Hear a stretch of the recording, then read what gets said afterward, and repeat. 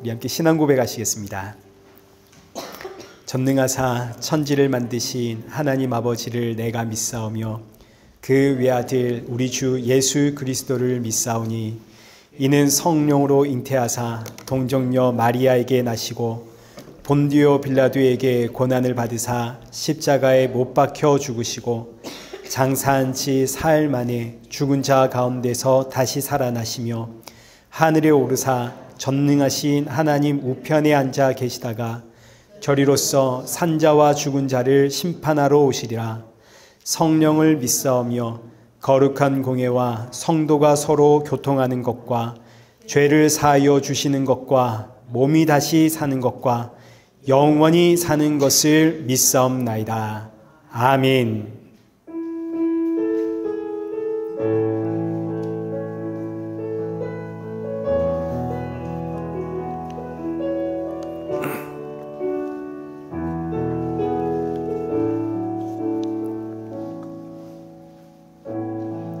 하늘의 문을 여소서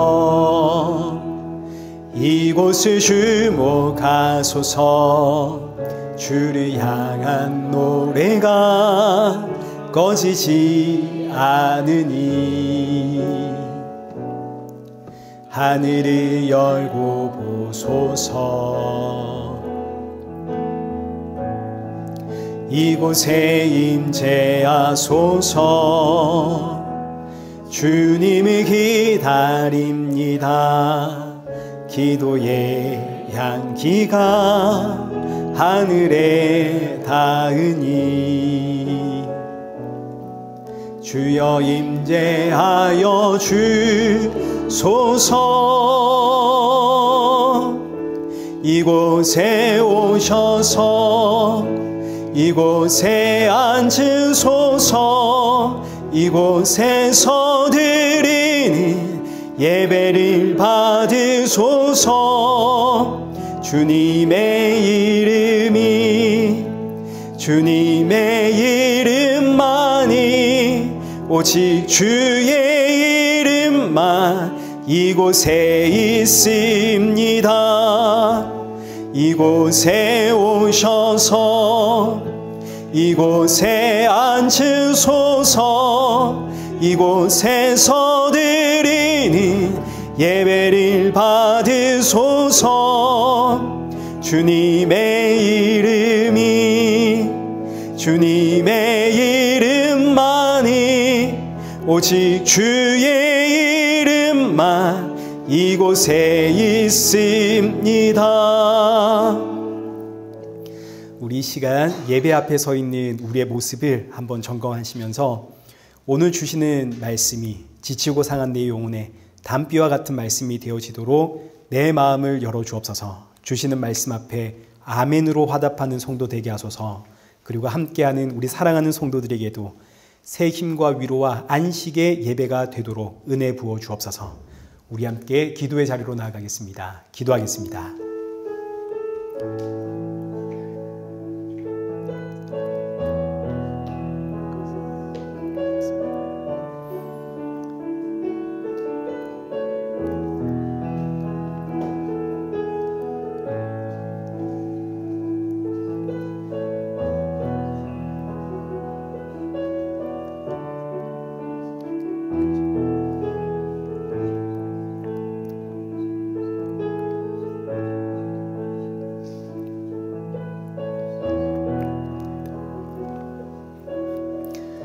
살아계신 하나님 아버지, 오늘 우리를 이 귀한 예배의 자리로 인도하심에 감사드립니다.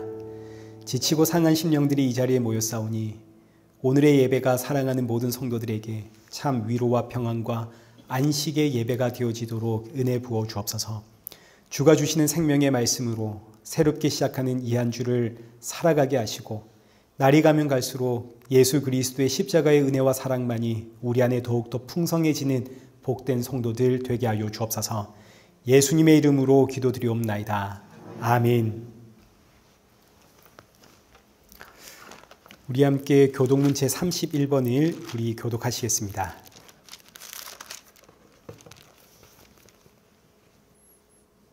하나님이 일어나시니 원수들은 흩어지며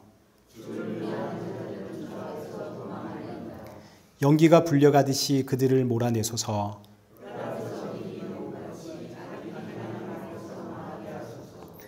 의인은 기뻐하여 하나님 앞에서 뛰놀며 기뻐하고 즐거워할지어다. 하늘을 타고 광야에 행하시던 이를 위하여 대로를 수축하라. 그의 거룩한 초소에 계신 하나님은 고아의 아버지시며 과부의 재판장이시라. 갇힌 자들은 이끌어내사 형통하게 하시느니라. 함께 읽겠습니다. 하나님이여, 주께서 가난한 자를 위하여 주의 은택을 준비하셨나이다. 아멘.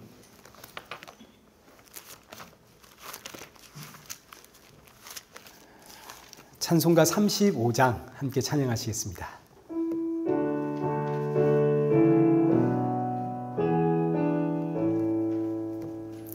그 영화로우신 주 이곳에 오셔서 이 모인 자들로 주 백성 삼으사 그 중에 항상 계시고 그 중에 항상 계시고 큰 영광 나타내소서.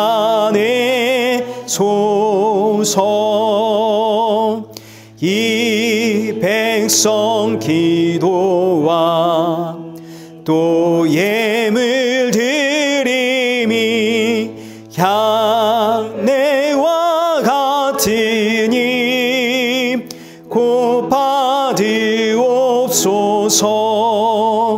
주 예수 크신 복음을 주 예수 크신 복음을 만 백성 듣게 하소서.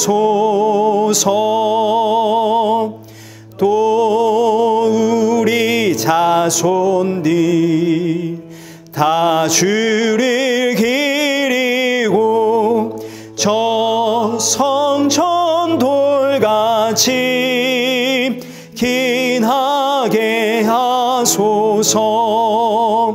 저 구원하신 능력을 주 구원하신 능력을 늘 끝날까지 주소서. 주 믿는 만민이 참 진리 지키며 옛 성도들 같이 주 찬송하다가 저 천국 보좌 앞에서 저 천국 보좌 앞에서 늘 찬송하게 하소서.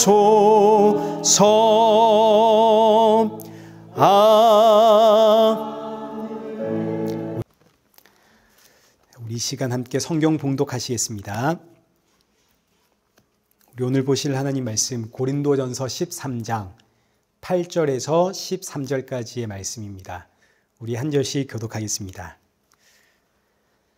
사랑은 언제까지나 떨어지지 아니하되 예언도 패하고 방언도 그치고 지식도 패하리라. 온전한 것이 올 때에는 부분적으로 하던 것이 패하리라.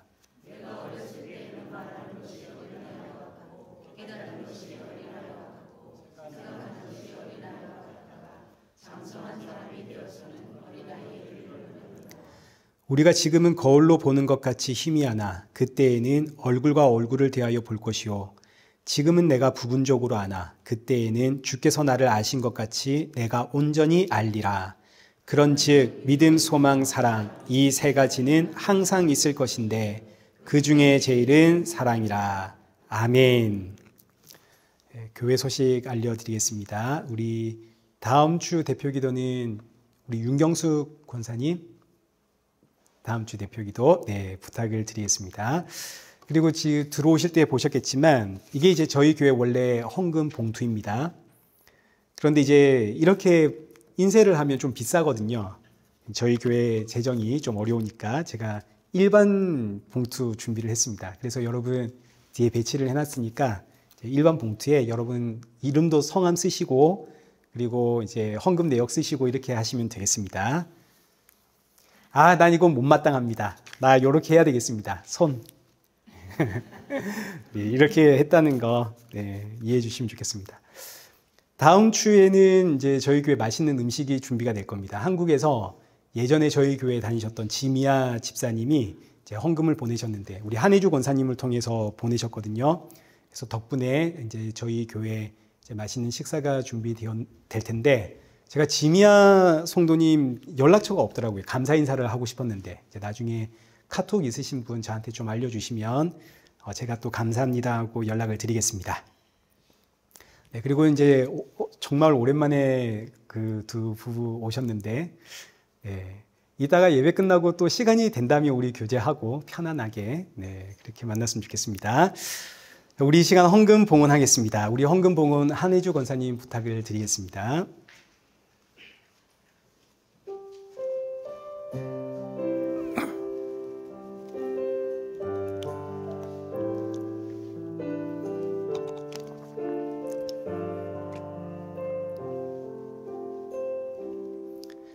우리에겐 소원이 하나 있네. 주님 다시 오실 그날까지 우리 가슴에 새긴 주의 십자가 살아 나의 교회를 사랑케 하네. 주의 교회를 향한 우리 마음 희생과 포기와 가난과 고난 죽음조차 우릴 막을 수 없네. 우리 교회는 이 땅의 희망 교회를 교회되게 예배되게 우릴 사용하소서. 진정한 부흥의 날 오늘 임하도록 우릴 사용하소서. 기도하겠습니다. 살아계신 하나님 아버지, 오늘도 사랑하는 성도들 빈손으로 나오지 않고 귀한 예물 준비하여 드립니다.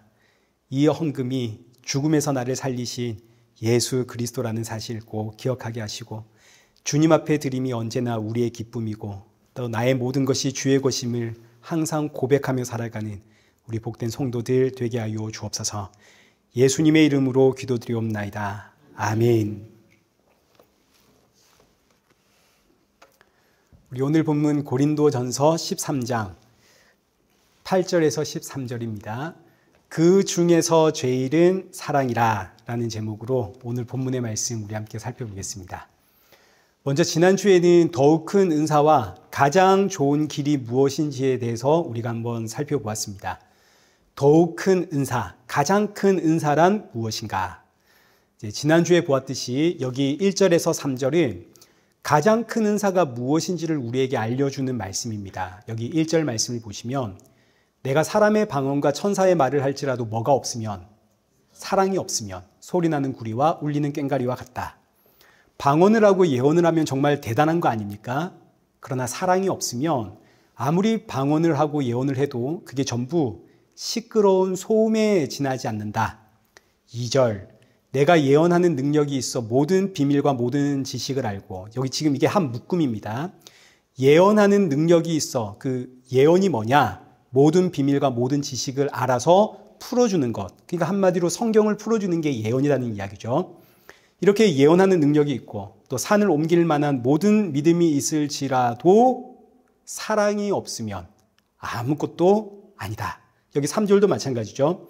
내가 내게 있는 모든 것으로 구제하고 또 내 몸을 불사르게 내줄지라도 사랑이 없으면 아무 유익이 없다. 자, 그러니 1절에서 3절까지 지금 여기에 등장하는 내용들이 사람들 보기엔 엄청난 능력들입니다. 예언을 하고 방언을 하고 산을 옮길 만큼의 기적을 행하고 모든 것으로 구제하고 내 몸을 불사르게 내어줄지라도 사랑이 없으면 전부 헛것이다. 그럼 이제 여기 있는 모든 은사들 가운데 가장 좋은 은사, 가장 귀하고 가장 존귀한 은사는 결국 뭐라는 이야기입니까? 사랑이라는 이야기죠.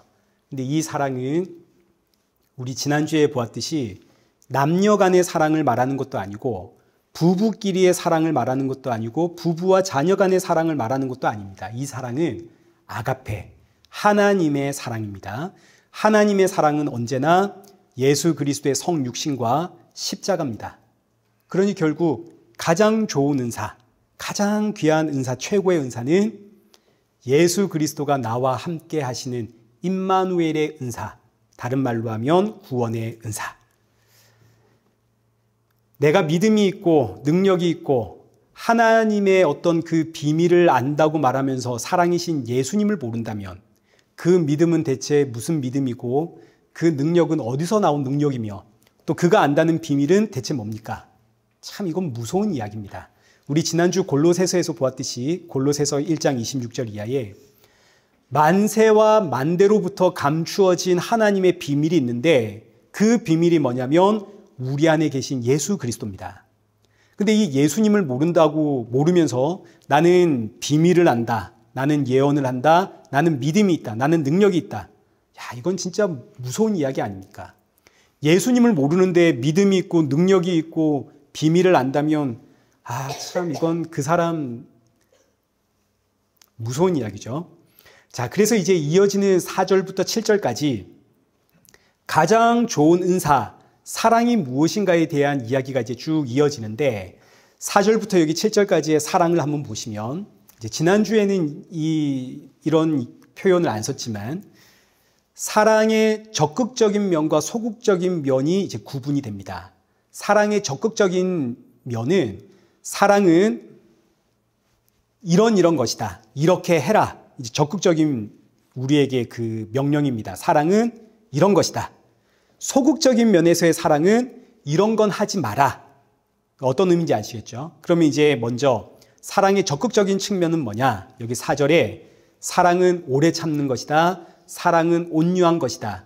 6절에 사랑은 함께 진리와 함께 기뻐하는 것이다. 7절에 모든 것을 참고 모든 것을 믿고 모든 것을 바라고 모든 것을 견디는 게 사랑이다. 자, 이 말씀들은 다 적극적인 측면에서의 사랑의 정의인데 오래 참고 온유하고 진리를 기뻐하고 모든 것을 믿고 참고 바라고 견디는 이거 지난주에 보았듯이 이런 적극적인 측면의 사랑이 우리 안에 있습니까? 없습니까? 우리 안에 없죠. 여러분 오래 참으십니까? 못 참습니다. 제가 우리 젊은 집사님들 한 번씩 저한테 하소연할 때 목사님 제가 대체 이 사람을 얼마만큼 참아줘야 됩니까? 이런 이야기 하거든요. 그게 못 참는다는 이야기 아닙니까? 여기 제가 노랗게 칠해 놓은 이 사랑의 적극적인 측면은 사람에게서는 나올 수가 없는 것들입니다. 그럼 이 사랑은 누구에게만 있나요? 그렇죠. 하나님에게만 있죠. 예수님에게만. 오래 참고 온유하고 진리를 기뻐하고 모든 것을 참고 바라고 믿고 견디는 사랑은 하나님께만 있고 그 하나님의 사랑의 실체가 성육신하여 십자가에 죽으신 예수님입니다. 자, 반면 사랑의 소극적인 측면은 여기 보십시오. 소극적인 측면은 하지 마라 이런 겁니다. 하지 마라. 4절에 시기하지 마라. 자랑하지 마라. 교만하지 마라. 무례히 행하지 마라. 자기의 유익을 구하지 마라. 성내지 마라. 악한 것 생각하지 말고 불의를 기뻐하지 마라. 근데 여기에 기록된 이 소극적인 측면들을 보니까 이건 전부 우리 안에 있는 겁니까? 없는 겁니까?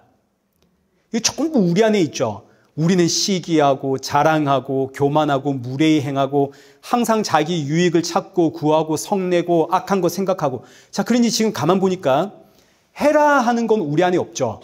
하지 마라 하는 건 우리 안에 가득하죠. 그러니까 이 말씀은 결국 우리의 실체, 우리의 실존을 알면 가장 좋은 은사를 하나님 앞에 사모할 수밖에 없다, 이런 뜻입니다.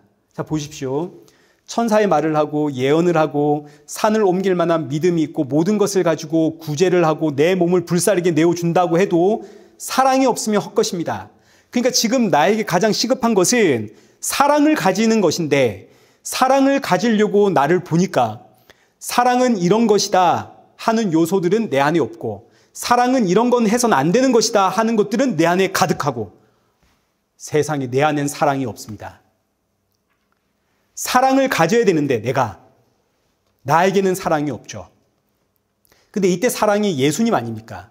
최고의 은사는 예수님. 사실 저와 여러분은 예수님과 동행하는 성도입니다. 그러니까 지금 이 말씀이 사실은 조금 헷갈릴 수 있습니다. 사랑이 있어야 되는데 내 안에 사랑이 없네? 그런데 이 사랑이 예수님이라며, 그럼 예수님은 나와 함께 하시는데 난 예수님과 함께하는 성도인데 이게 무슨 이야기인가? 이게 지금 어려운 이야기가 아니라 이런 뜻입니다. 사랑이신 예수님이 나와 함께하면 이제 우리는 사랑이신 예수님 닮아가야 됩니다. 근데 사랑이신 예수님 닮아가려고 보니까 내 안에는 사랑의 속성이 있나요, 없나요? 없죠. 하라는 것은 없고 하지 말라는 것들만 가득 차 있습니다. 그러니 이제 어떻게 해야 됩니까? 예수님 닮아갈 수 있도록 하나님 앞에 은혜와 자비와 긍휼을 구해야겠죠. 그랬더니 세상에 이미 하나님은 나에게 은사를 주셨다, 이겁니다. 그동안은 내 눈이 가려져 있어서 몰랐습니다. 그동안은 사랑해라 그러면 내가 사랑을 할 수 있다 여겼거든요. 내 힘과 내 능력으로 예수님 닮아갈 수 있다라고 생각했기 때문에 그동안에는 눈에 안 보였습니다. 그런데 어느 날 눈이 열려 내 힘과 내 능력으로는 도무지 예수님 닮아갈 수 없다, 이 사실을 깨닫고 하나님 앞에 기도하자. 그 순간 내 눈이 열리니 하나님은 나를 구원하셨을 뿐만 아니라 이미 예수님을 닮아가도록 내 안에 은사까지 넣어주셨습니다. 지금 저와 여러분이 신앙생활을 할 수 있는 것은 이 자체가 하나님께서 저와 여러분 안에 은사를 주셨기 때문에 가능한 일입니다. 여러분이 지금 일요일이 되면 교회에 나와 예배당에 앉아있는 이게 아무것도 아닌 것 같지만 여러분, 이게 어마무시한 은사입니다. 하나님이 이 은혜 주지 않았으면 우리 이 시간 여기 못 앉아 있습니다. 그리고 또 이 시간에 예배 시간에 말씀을 듣고 아멘 화답하는 것도 은사입니다. 저와 여러분이 이런 은사를 받았기 때문에 기본적인 신앙 생활을 유지할 수가 있습니다. 그리고 모든 은사는 예수님을 닮아가라고 주신 겁니다. 우리의 힘으로는 도무지 예수님 닮아갈 수 없기 때문에 하나님께서 은사를 주셔서 우리로 하여금 예수님 닮아가게 만드시는 거죠. 그러니까 이 고린도전서 13장의 사랑장은 사랑에 대한 이야기가 아니라 하나님이 우리에게 왜 은사 주었는지 아느냐? 너의 힘과 능력과 결단과 의지로는 도무지 예수님 닮아갈 수 없기 때문에 하나님께서 너희에게 예수님 닮아가도록 은사를 준 것이다. 성도는 마땅히 가야 할 목적지가 있습니다. 근데 우리의 힘으로는 여기까지는 못 갑니다. 그래서 하나님이 각각의 개개인에게 맞춤형으로 은사 주셔서 그 목적지까지 우리로 하여금 가게 하시는 거죠. 끌고 가시는 겁니다. 따라서 은사란 우리의 연약함으로 인해 주어진 것이고, 동시에 은사는 우리의 연약함을 방관하지 않으시는 하나님의 적극적인 간섭이다의 증거가 되는 겁니다. 자, 그러니 사도 바울 보십시오. 사도 바울이 얼마나 대단한 사람입니까? 성경 전체의 역사 가운데 사도 바울만한 사람이 없습니다. 정말 대단한 사람입니다. 근데 이 사도 바울이 늘 성경을 통해서 고백하는 게 뭐냐면 내가 너무너무 연약합니다. 내가 죄인 중에 괴수입니다. 여기 디모데전서 1장 13절의 표현으로 하자면 나는 예수님을 향한 비방자였고 박해자였고 폭행자였습니다. 하나님께서 나에게 남들보다 훨씬 많은 은사를 주신 것은 나는 도무지 말로 해선 알아들을지를 못하는 너무너무 완악한 인생, 죄인 중에 괴수, 그렇기 때문에 하나님께서 남들보다 배나 되는 은사를 주심으로 나를 끌고 가시는 겁니다. 사도 바울의 고백이 늘 한결같습니다. 그러니 여러분 보십시오. 사도 바울의 그 어마무시한 은사들 우리가 부러워할 이유가 있습니까? 없습니까? 없죠. 사도 바울은 그 은사들이 있어야만 예수님을 향해서 예수님을 닮아가는 사람이고, 저와 여러분은 그거 없어도 예수님 닮아갈 수 있는 사람들이라 없는 겁니다. 누가 훌륭합니까? 그러니까 특별한 은사는 그런 은사까지 받아야만 항복할 수 있는 인생이기에 특별한 은사를 주신 겁니다. 자, 이 내용은 우리가 여러 번 반복해서 들었지만 이제 나중에 11절에서 이제 어린아이와 장성한 사람의 비유를 통해서 다시 한번 살펴보도록 하겠습니다. 결국 고린도 이 전서 13장 1절에서 7절까지의 말씀을 통해서 가장 좋은 은사는 예수님과 동행하는 임마누엘의 은사요. 이 은사를 향해 가는 가장 좋은 길은 내가 가는 게 아니라 하나님이 나에게 은사 주시고 끌고 가시는 겁니다. 왜냐하면 이 길은 우리가 찾을 수도 없고 찾았다 하더라도 우리 힘으로는 갈 수가 없는 길이기 때문에. 결국 13장에서 사도 바울이 결국 우리에게 말하고자 하는 것은 최고의 은사 주신 분도 하나님이죠. 그리고 최고의 은사를 향해 가장 좋은 길로 우리를 끌고 가시는 분도 하나님이시죠. 결국 이 모든 건 하나님의 뭡니까? 은혜입니다. 은혜. 사도 바울이 말하고자 하는 건 모든 것이 은혜다. 하나님께서 우리에게 주신 모든 게 은혜인데 어찌 너희는 이 길에서 서서 잘났냐 못났냐 이걸 가지고 다툴 수 있느냐. 고린도 교회를 향한 책망의 말씀이 되겠죠. 자, 그리고 나서 이제 오늘 본문의 말씀을 보겠습니다. 8절입니다. 사랑은 언제까지나 떨어지지 아니하되 예언도 패하고 방언도 그치고 지식도 패하리라. 사랑은 언제까지나 떨어지지 않습니다. 이 의미는 사랑은 영원하다 이런 뜻입니다. 사랑은 영원합니다. 그러나 그 외의 모든 은사는 전부 끝이 있습니다. 이 말씀은 오늘의 결론이 되는 13절과 함께 연결해야 됩니다. 13절, 그런즉 믿음, 소망, 사랑 이 세 가지는 항상 있을 것인데 그 중에 제일은 사랑이라. 이때 사랑은 이제 앞서 말씀드린 것처럼 우리가 생각하는 사람들의 사랑이 아닙니다. 내가 너를 사랑해. 엄마의 어떤 모성애, 아빠의 어떤 부성애 이런 사랑으로 생각한다면 이건 말이 안 되는 겁니다.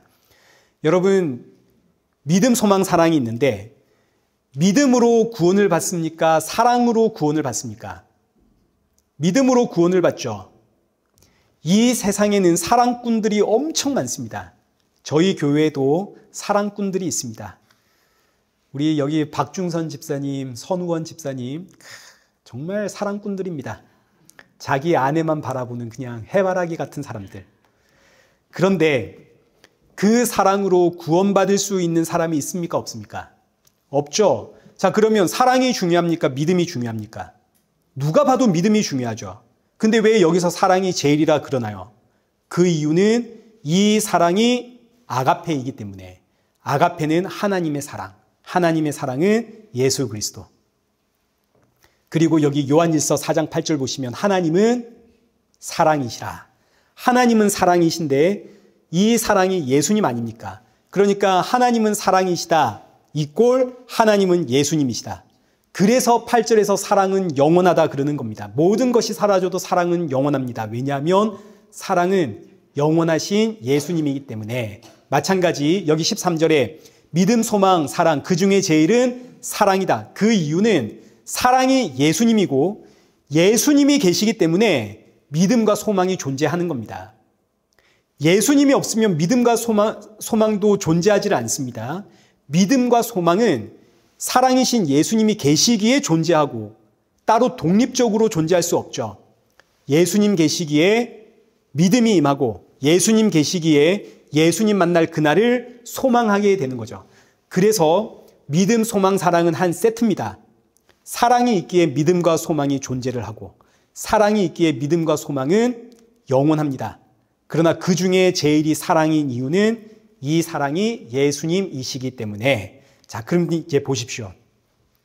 고린도전서 13장에서 얼마나 이게 지금 강조되고 있는가를 보셔야 되는 겁니다. 내가 너희에게 가장 큰 은사 보이겠다 하고 시작한 게 여기 13장입니다. 그리고 그 결론이 뭐냐면 결국 그 중에 제일은 사랑이다.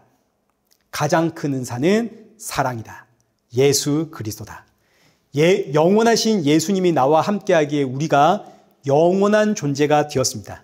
성도가 받은 가장 큰 은사입니다. 그러다가 이제 마침내 우리가 때가 되면 예수님을 만나죠. 여기 본문 12절에 기록된 것처럼 얼굴과 얼굴을 맞대어 우리는 예수님을 대면하는 날이 옵니다. 예수님을 대면하는 그 순간 우리에게 더 이상 예언이 필요합니까? 방언이 필요한가요? 지식이 필요합니까? 예수님을 만나는 그 순간 그 어떤 설교도 필요 없고 방언도 필요 없고 지식도 필요 없고, 왜냐하면 우리가 예수님 만났거든요. 그래서 여기 9절에 우리는 부분적으로 알고 부분적으로 예언하니 온전한 것이 올 때에는, 예수님 아닙니까? 온전한 것이 올 때에는 부분적으로 하던 것이 패하리라. 지금 저와 여러분이 가지고 있는 그 신앙은 온전한 게 아닙니다. 우리가 하나님에 대해서 안다고 하지만 우리의 지식은 온전하지 않습니다. 온전할 수가 없습니다. 이제 대표적인 예로 삼위일체 하나님, 삼위일체라고 하는 이 단어 자체가 신비죠. 삼위일체 하나님을 이해하고 온전히 아는 사람은 아무도 없습니다. 그래서 성경이 예수님을 믿으라 외칩니다. 여러분, 이거 굉장히 중요합니다. 왜냐하면 우리가 성부 하나님 모릅니다. 성령 하나님 모릅니다. 이거 안다는 사람이 이상한 사람입니다. 모릅니다. 왜냐하면 하나님은 영이시거든요. 영은 보이지 않습니다. 보이지 않는 것은 온전히 알 수가 없는 겁니다. 그래서 구약시대는 하나님을 믿습니다. 구약시대의 성도들이 하나님을 믿는데, 구약 성경 보시면 선지자를 보내서 구약시대 내내 하나님께서 책망하시는 게 뭔가요? 너희는 우상숭배자다. 하나님이 보이지 않거든요. 보이지 않는 하나님을 내가 섬기려고 하니까 결국은 우상숭배자가 되는 겁니다. 그래서 하나님이 이걸 방지하려고 율법을 주었거든요. 근데 율법을 주었더니 율법을 붙잡고 우상숭배를 하더라. 이게 구약 전체의 메시지입니다. 그리고 이 말씀은 오늘날에도 우리 안에 고스란히 적용이 됩니다. 저와 여러분의 신앙이 하나님 중심의 신앙 혹은 성령님 중심의 신앙 이렇게 되어버리면 우리 신앙은 반드시 우상숭배로 흘러가게끔 되어져 있습니다. 여러분, 하나님 한번 묵상해 보십시오. 성령님을 한번 묵상해 보십시오. 뭐가 보입니까? 보이는 게 없죠. 있을 수가 없죠. 왜냐하면 하나님은 영이신데 보이지 않는데 뭐가 보이겠습니까? 하나님 성령님 묵상하면 아무것도 안 보이는 게 정상입니다. 그런데도 우리는 그저 우리의 그 얄팍한 성경적 지식을 가지고 하나님은 사랑이라 그랬다.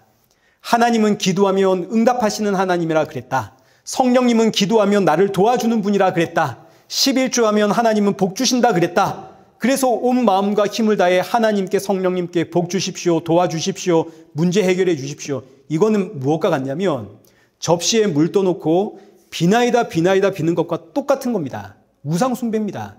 하나님 보이지 않거든요. 그래서 구약과 신약의 분기점이 성육신하신 예수 그리스도입니다.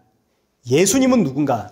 골로새서 1장 15절, 그는 보이지 아니하는 하나님의 형상이시고, 빌립보서 2장 6절, 그는 근본 하나님의 본체시나 사람의 모양으로 이 땅에 오시어 십자가에 죽으신 하나님입니다. 보이지 않는 하나님을 믿으라 그랬더니 우리가 우상숭배를 합니다. 그래서 하나님이 이 땅에 오시어 십자가에 죽으심으로 하나님의 실체를 드러내신 이후에 이제는 하나님을 믿으라가 아니죠. 누구를 믿으랍니까? 주 예수를 믿으라. 주 예수를 믿으라. 그리하면 너와 내 집이 구원을 받으리라. 오직 예수님만이 길이요 진리요 생명이시다. 고린도전서에서는 아예 그냥 사도 바울이 못을 받고 시작합니다. 여기 고린도전서 2장 2절. 내가 너희 중에서 예수 그리스도와 그가 십자가에 못 박히신 것 외에는 아무것도 알지 아니하기로 작정하였다. 나는 예수님과 십자가만 알겠다. 이 이야기 아닙니까? 그래서 오늘 저와 여러분이 예수교입니다. 예수교. 대한 예수교. 예수님을 믿는다 그래서 예수교. 대한 예수교 장로회. 예수님을 믿는 한 우상숭배로 빠지지 않습니다. 왜냐하면 예수님은 영이 아니라 역사 가운데 실존하신 사람이거든요. 히브리서 3장 1절. 그러므로 이 성경이 우리에게 자꾸 반복하는 내용들이 이런 겁니다. 그러므로 함께 하늘의 부르심을 받은 거룩한 형제들아, 우리가 믿는 도리의 사도이시며 대제사장이시 예수를 깊이 생각하라. 자, 이제 여러분 예수님 묵상해 보십시오. 뭐가 보입니까? 십자가 보이죠. 나를 위해 가시 면류관 쓰고 십자가에서 피 흘리며 죽으신 예수님 보이죠. 이 죄와 사망의 땅에서 나를 구원하기 위해 십자가에 죽으신 예수 그리스도, 그 예수님 묵상할 때 우리의 신앙이 바르게 자리를 잡습니다. 아, 맞아. 나는 이 땅의 나그네지. 나는 가야 할 본향이 있지. 아, 정신 차리자. 내가 이토록 세상을 사랑하니까 예수님 십자가에 죽으신 것 아니냐. 하나님, 세상을 향하는 내 마음 붙잡아 주십시오. 십자가의 길로 가게 해 주십시오. 예수님 묵상할 때 우리의 신앙이 옳게 자리매김을 하게 됩니다. 자, 그러나 그렇다고 해서 내가 예수님을 묵상한다고 해서 내가 가진 지식이 온전한 지식인가? 아니죠. 나는 여전히 삼위일체의 하나님을 모릅니다. 그저 하나님의 은혜로 보여주신 만큼만 아는 거죠. 하나님이 보여주신 만큼. 그게 바로 십자가 아닙니까? 십자가에서 죽으신 예수 그리스도가 나의 창조자고 나의 구원자이시다. 보여주신 만큼만 아는 겁니다. 그 이상을 모릅니다. 그러니 복음을 안다고 해도 우리의 지식은 부분적이 될 수밖에 없습니다. 그러나 여기 10절의 말씀처럼 온전한 것이 올 때는, 예수님이 다시 올 때는 부분적으로 하던 것이 패하리라. 예수님을 만나는 그날 저와 여러분은 부분적으로 알던 그 지식들이 온전하게 되는 겁니다. 삼위일체 하나님을 온전하게 만나고 온전하게 이해하게 될 것이고, 이제 간혹 이런 질문하시는 분들이 있거든요. 목사님, 천국에 가면 가족들을 알아봅니까? 못 알아봅니까? 이런 것들 저는 모르죠. 그러나 이런 것들도 우리가 이해하게 될 것이고, 저와 여러분이 평소에 궁금했던 천국의 비밀들 온전히 이해하게 될 겁니다. 자, 그런데 지금 이 말씀이 은사 중에 나온 이야기 아닙니까? 하나님께서 저와 여러분에게 은사 주신 이유가 바로 여기에 있다 이겁니다. 우리가 온전한 사람이 아니라서, 우리가 온전하지 못하고 부분적인 사람들이기 때문에 우리 힘으로는 예수님 향해 나아갈 수 없습니다. 그래서 은사를 주셨습니다. 예수님 닮아가라고. 그러나 그날에 예수님을 만나는 날이 오면 더 이상의 은사는 필요가 없겠죠. 그래서 이제 11절입니다. 11절 보십시오. 내가 어렸을 때에는 말하는 것이 어린아이와 같고 깨닫는 것이 어린아이와 같고 생각하는 것이 어린아이와 같다가 장성한 사람이 되어서는 어린아이의 일을 버렸노라. 여기 11절의 말씀은 지금 은사를 받은 고린도 교회의 모습이 이와 같다 하는 것을 이제 지적하는 겁니다. 너희의 모습이 어린아이와 같다. 어린아이의 특징은 자기가 최고인 줄 압니다. 자기께 최고인 줄 알고 남을 배려하지를 못하죠. 양보하지도 못하고 함께 나누는 걸 못합니다. 그리고 때를 씁니다. 어린아이는 어리니까 하고 우리가 이해를 해주죠. 근데 다 큰 어른이 때를 쓰고 양보 안 하고 고집을 부리고 이러면 참 이거 부끄러운 거 아닙니까? 고린도 교회가 이렇다 이겁니다. 하나님이 특별한 은사를 주었더니 은사 주신 이유는 예수님 닮으라고 주신 거 아닙니까?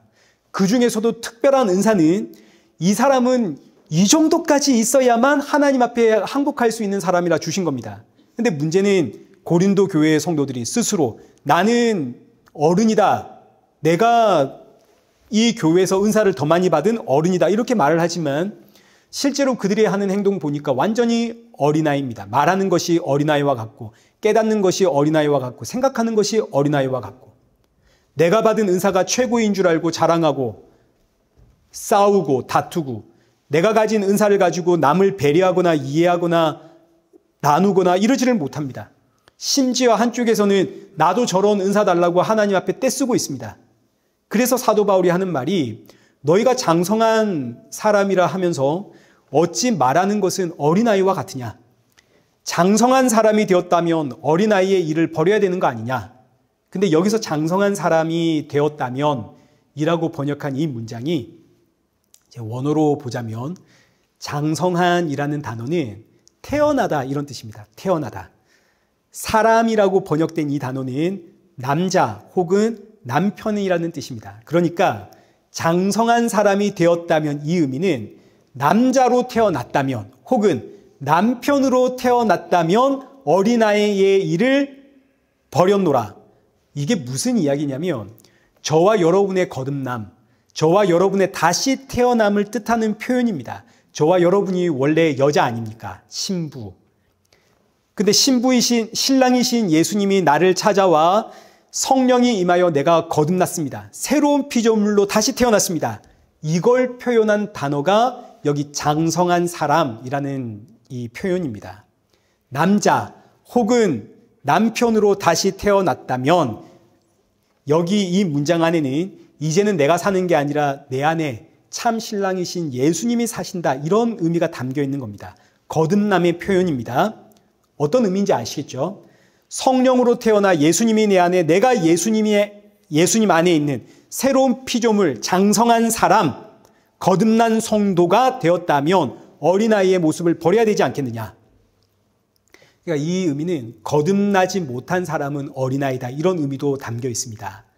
거듭나지 못한 사람은, 다시 태어나지 못한 사람은 어린아이입니다. 왜냐? 이게 육체적으로도 보자면 또 정신적으로 보자면 이게 전부 어린아이입니다. 육체적으로 보자면 사람은 태어나면 이제 처음에 손과 발로 기어다니죠. 그러다가 이제 성장을 하면 두 발로 걷습니다. 근데 이제 나이가 들면 어떻게 됩니까? 다시 지팡이를 짚다가 두 발로 기어 다니다가 결국은 죽죠. 어린아이로 시작해서 한 바퀴를 돌면 다시 어린아이로 돌아가는 게 우리의 육신의 모습들입니다. 정신적으로도 그렇습니다. 어린아이는 이기적이고 자기만 알죠. 그러다 교육을 통해서 남을 배려하고 양보하는 사람이 됩니다. 근데 나이를 먹다 보니 흔히 나이가 먹으면 사람이 뭐가 된다 그럽니까? 애가 된다 그러죠. 보십시오. 죄와 사망 가운데 태어난 사람은 그저 자신의 이 모습을 여러 가지의 것들로 포장할 뿐 사실은 이기적인 어린아이와 같습니다. 그러나 예수 그리스도 안에서 다시 태어난 거듭난 성도는 이제 더 이상 어린아이가 아닙니다. 예수 그리스도 안에서 예수님을 닮아가는 장성한 사람입니다. 근데 고린도 교회를 보니까 자기들 스스로는 장성한 사람이다라고 하지만 이들의 모습을 보니 은사 받았다고 자랑하고 시기하고 질투하는 완전히 어린아이, 세상 사람들 같다 이거죠. 그래서 사도 바울이 너희는 거듭난 성도가 맞느냐? 예수님 안에서 다시 태어난 새로운 피조물이 맞느냐? 근데 어찌 너희의 모습은 이럴 수 있단 말이냐? 너희는 지금 너희의 모습을 보면서 너희 안에 무엇이 사라졌는지를 확인해야 된다. 고린도 교회 안에 지금 뭐가 사라졌나요? 은사 때문에. 예수님 사라졌죠. 예수님 닮아가라고 은사 주었는데 은사 때문에 예수님이 사라졌습니다. 그래서 이어지는 말씀이 12절에 우리가 지금은 거울을 보는 것 같이 희미하다. 이 당시의 거울은 동경입니다. 동을 갈고 닦아서 만든 거울. 그래서 사람의 모습이 희미하게 보입니다. 이 말씀을 지금 고린도 교회의 신앙에 지적하는 표현으로 사용한 겁니다. 너희의 신앙이 지금 마치 거울을 보는 것처럼 희미하다.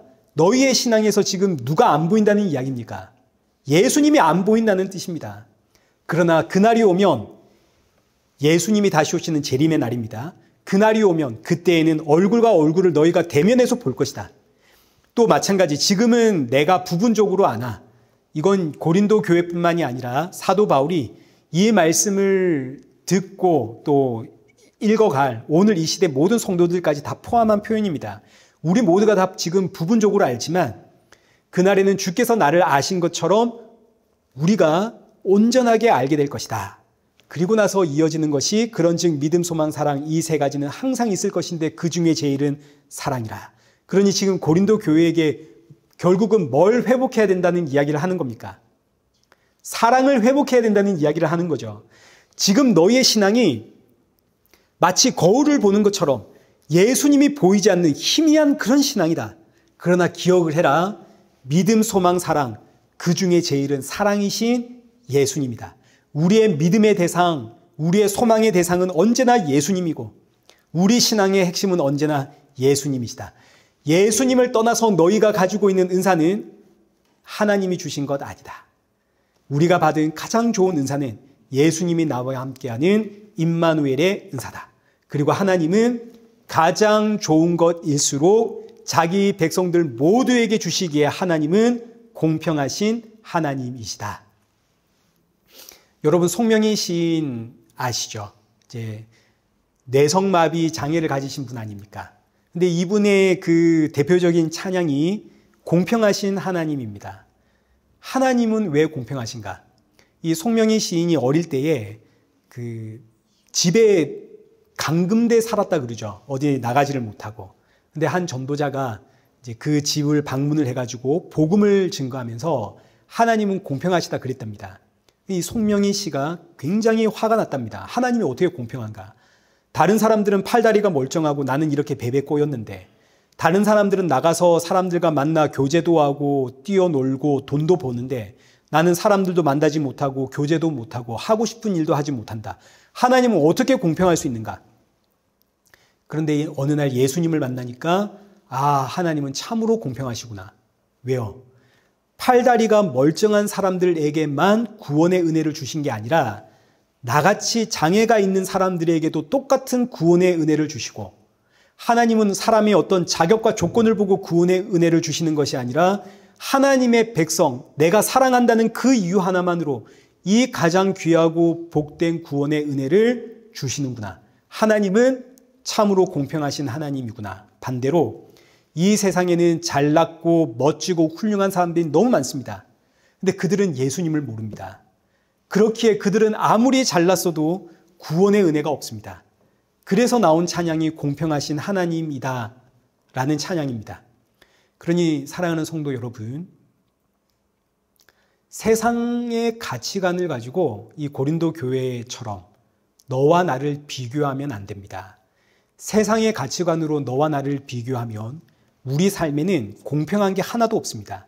왜냐하면 태어날 때부터 우리는 금수저, 은수저, 흙수저 입에 물고 갈립니다. 세상의 가치관으로 보면 공평할 수가 없죠. 불공평한 세상입니다. 그러나 여러분, 성경의 가치관으로 세상을 보고 성경의 가치관으로 너와 나를 보면 하나님은 기가 막히게 공평하신 분입니다. 저 사람이 서울대 나왔든 지방대를 나왔든 성공한 사업가든 일일 노동자든 재산이 많든 재산이 적든 예수 그리스도 안에서는 모두가 구원의 은혜를 받았고 모두가 예수님과 동행하는 하나님의 백성입니다. 꼭 기억하십시오. 더 많이 가진 분은 그래야만 예수님 닮아갈 수 있고 그래야만 예수님을 향해 나아갈 수 있는 사람이고, 조금 없는 분들은 그거 없어도 예수님 닮아갈 수 있고 예수님을 향해 나아갈 수 있는 분이기 때문입니다. 고난이 많은 분은 그래야만 예수님 닮아갈 수 있고 예수님을 향해 나아갈 수 있는 분이고, 고난이 상대적으로 적어 보이는 분은 그 정도로도 예수님 닮아갈 수 있고 예수님을 향해 나아갈 수 있는 분인 겁니다. 우리에게 주어진 모든 상황과 환경은 예수님 닮아가고 예수님 향해 나아가는 길에 있어서 조금의 부족함이 없고 조금도 넘치지도 않습니다. 하나님이 우리 각자에게 딱 맞게 맞춤형으로 우리를 지금 인도하고 가는 중입니다. 그런데 이런 우리의 삶에 예수님 보이지 않으면 그때부터 지옥이 시작이 되는 겁니다. 왜냐하면 내 모습과 상대방의 모습을 보면 원망이 나오고 불평이 나오고 시기, 미움, 질투, 다툼 끊임없이 터져 나오거든요. 그러니 사랑하는 성도 여러분, 오늘의 이 말씀 잊지 마십시오. 믿음, 소망, 사랑, 그 중에 제일은 사랑인데 그 사랑이 예수님입니다. 새롭게 시작하는 이 한 주, 환경 보지 마시고 세상의 가치로 너와 나를 비교하지 마시고 예수님을 바라보십시오. 그리고 예수님 닮아가기에 힘쓰십시오. 그리고 지치고 상한 영혼들에게 길이요 진리요 생명이 되시는 예수님 증거하며 나아가는 저와 여러분 되시기를 축원합니다. 살아계신 하나님 아버지, 우리의 눈이 이 세상을 향하게 되면 내 모습을 보면서 시기하게 되고 질투하게 되고 경쟁하게 되고 원망과 불평이 나오게 됩니다. 그러하오니 우리의 마음을 예수님으로 충만케 하시어 내 삶의 모든 환경과 형편은 예수님을 닮아가게 하시는 가장 좋은 길이라는 사실을 알고 아멘하며 순종하는 성도가 되게 하시고, 그 어떤 형편에 처했어도 감사를 고백할 수 있는 성도 되게 하시고 생명의 주를 찬양할 수 있는 성도가 되어 나의 생명 대신 예수님 증거하는 복음의 도구로 우리를 사용하여 주옵소서. 예수님의 이름으로 기도드리옵나이다. 아멘. 이제는 우리 주 예수 그리스도의 은혜와 성부 하나님의 크신 사랑과 성령 하나님의 위로교통 충만하심이 날이 갈수록 예수님 닮아가며 주신 은사를 함께 나누며 주님 만날 그날 사모하며 살아가는 우리 일회교회와 성도들과 온 세계 교회 머리머리 위에 이제로부터 영원토록 함께 있을지어다. 아멘.